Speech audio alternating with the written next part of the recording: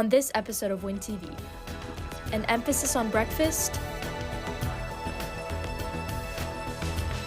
a glimpse into the water, and a special solar event. Win TV Live starts right now.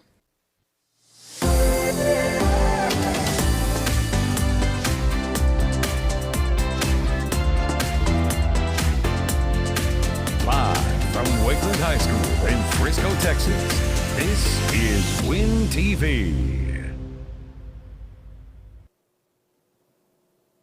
Good afternoon, Wolverines. I'm Emily Schandelbauer. And I'm Ben Miller. Today is Wednesday, March 20th, 2024. This past February, Wakeland High School students participated in National Breakfast Week.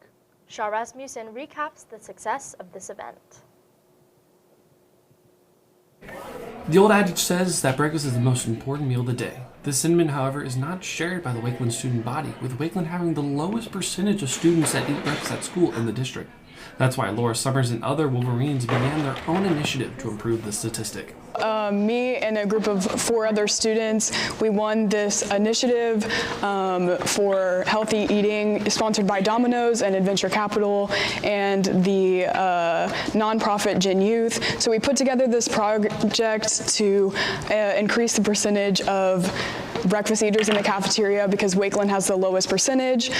So we received grant money to put this on and really encourage healthy eating in our breakfast. So a lot of our money that we used for this project was through our raffle prizes. This was to incentivize students to participate, go around, do all the activities, buy breakfast, and they earn tickets for the prizes. So we had like AirPods, speakers, and TVs and stuff like that. Thanks to these students, we are promoting healthy habits for the entire student body. I'm Shaw Rasmussen for Win TV. I really enjoyed surfing at my school breakfast last week. I don't know, Ben. I like the free samples the best. Winners will be announced this Thursday. While on the topic of favorite foods, I love Girl Scout cookie season, but I wish they were sold year-round. Emily Stevens and Ella Brookshire show us how to make cookies at home so you can indulge whenever you want. Welcome to Baking It Historical, where we're baking history. And today we are doing a special episode in honor of Women's History Month. Last month was the last month Girl Scout cookies were being sold, so now we all have to go without them. So this is the perfect way to make up for that loss. See, we're impatient, so we're not going to refrigerate for a whole hour. I'm going to say solid 15 minutes. Sounds excellent. I think what that's to do is to keep the dough cold so it doesn't spread out as much. But it will still taste the same. No, Oh yeah, this one did not go Oh over no! as much. Oh no, put it back together, put it back together. I'm trying. Oh, no, This is the one you did. Okay, well, it's not my fault. In 1912, Juliette Gordon Lowe started the Girl Scouts of America, which was made up of 18 girls in her hometown of Savannah, Georgia. According to the official Girl Scouts website, at a time where women in the United States couldn't yet vote and were expected to stick to strict social norms, encouraging girls to embrace their unique strengths and create their own opportunities was game-changing. After the initial launch of the Girl Scout cookies in 1917, the cookie industry drastically expanded, going nationwide and soon releasing a variety of flavors. The Girl Scout Handbook from 1913 had quoted, "The work of today is the history of tomorrow, and we are its makers." Well, we have finished our cookies and now it's time to try them.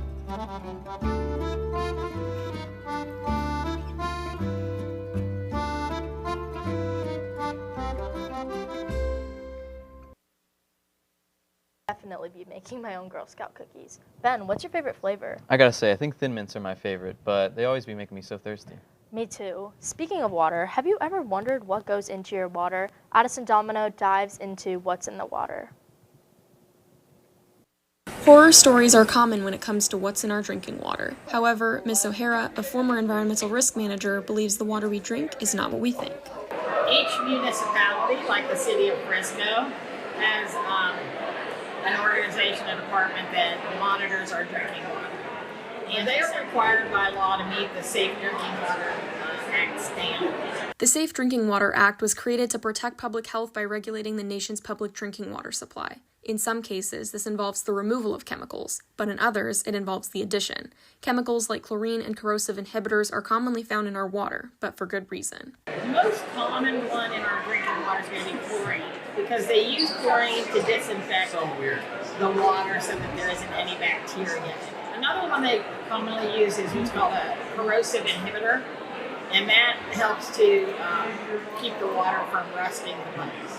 Despite the regulations, many are still skeptical of the chemical content of our drinking water, opting for bottled water instead. Most people think that a bottled water would be better, but usually it's not. They don't have the regulations that our municipalities have. We're learning about endocrine disruptors and pollution in class, and what we find out is that BPA that is found in a lot of water bottles is an endocrine disruptor, meaning that it can affect your hormones and your reproductive cycle. Chemical content varies no matter where you get your water, but if you're skeptical, it's best to stick to our regulated tap water in a bottle from home. For Win TV, I'm Addison Domino.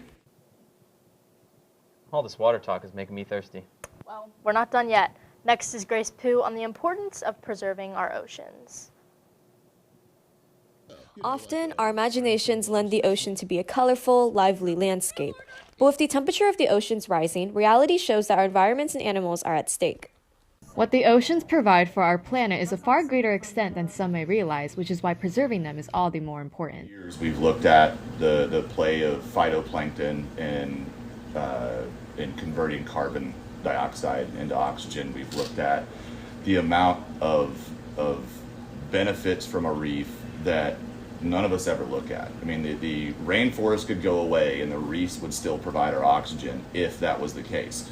The inverse could not happen. In July of last year, the reefs of the coast of Florida experienced what is known as a bleaching event, during which the reef's ecosystem is largely disrupted. And then that excess sunlight, water temps are warmer, the algae that lives in the coral gets stressed out, and that's what's called bleaching. And so the coral's not dead when it bleaches. It's stressed, severely stressed. It could very easily die if things don't get better. Preserving our planet's future begins with better care towards our environment. For more information, visit noaa.gov. I'm Grace Pooh for Win TV. Even though we don't have direct access to the ocean, it's still important that we do our part in protecting our environment. Yes, Little Elm Beach is close enough. Speaking of our environment, the solar eclipse will be passing directly over Wakeland this April. Landon Patton informs us about this once-in-a-lifetime occurrence. Heads up, a rare total solar eclipse occurs April 8th, when the moon completely blocks the sun, briefly turning day into night. As daylight turns to darkness and temperatures drop, don't look directly at the partially eclipsed sun without proper eye protection. The brilliant rays can permanently damage your eyes. The only safe way to view the eclipse is with special solar filters, or eclipse glasses, designed to block harmful radiation. Do not use cameras, telescopes, or binoculars. Unless they have solar filters, the intense rays will damage your equipment. Total solar eclipses only happen once every few centuries in the same location, so you won't want to miss this. For more information about solar eclipses and astronomy in general, visit reputable websites like NASA's official eclipse page. I'm Landon Patton for Win TV. Thank you, Landon. Now that I've been informed, I won't go blind. Next up is Maddie Hardwick for this month's Wolverine Replay.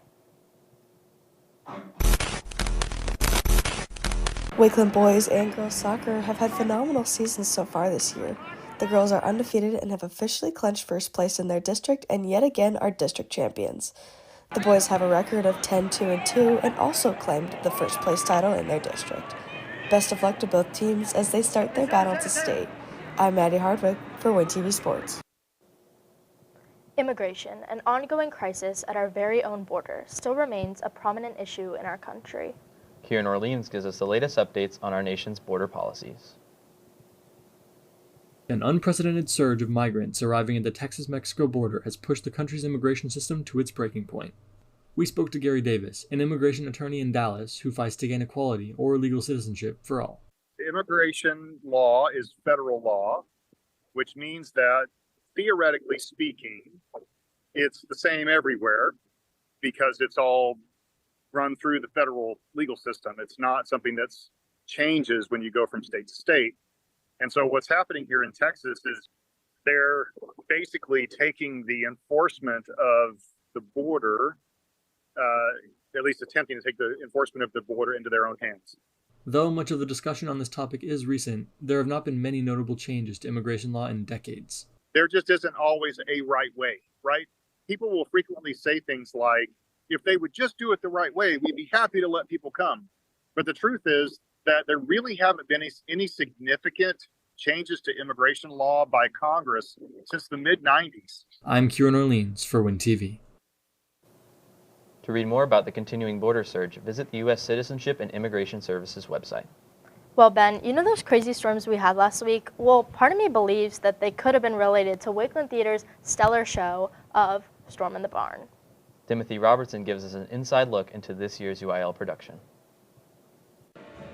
The Wakeland Theater program has just begun their UIL competition season with the small company production, The Storm in the Barn. It's kind of a folk tale. It takes place during the Dust Bowl, and it is about a little boy who's bullied and feels really powerless, and he tells a tale of how he was able to bring the rain back. He fights the Storm King that he finds in the barn, who's hidden the rain inside this magical bag, and he catches it and he opens the rain back up and ends the Dust Bowl. But despite the familiarity the program has with these competitions, there are many unique aspects Wakeland Theater is trying to implement in their production this year. So the biggest thing would definitely be adding live music to the show. Normally we'll do more pre-recorded stuff, and this show we have a violin, a accordion, and a guitar on stage with us. And they actually had to learn all of this music, and the accordion player learned how to play the accordion just for this show. And it's something super different that you don't see in UIL shows normally, and that we've never had. The UIL competitions, although have some similarities, are very different compared to the shows the Wakeland Theater Department produces all year round.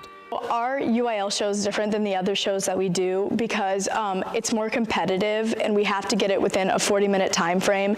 And there's a bunch of rules that we have to follow with it. And then it's also just a different process with collaborating with everyone. And it's definitely a way smaller company. The small production of The Storm in the Barn is on their run to a by-district title, performing this Saturday at 1 p.m. Come out to support our Wolverines as they continue their competition season. I'm Timothy Robertson for Win TV. Best of luck to Wakeland Theater as they move forward in the UIL competition process. To watch and read more from Win TV, visit Wakeland's news website, wakelandaccess.com. I'm Ben Miller. And I'm Emily Schandelbauer. This has been Win TV Live for March 20th, 2024. Stay forever orange and blue and have a great rest of your day, Wolverines.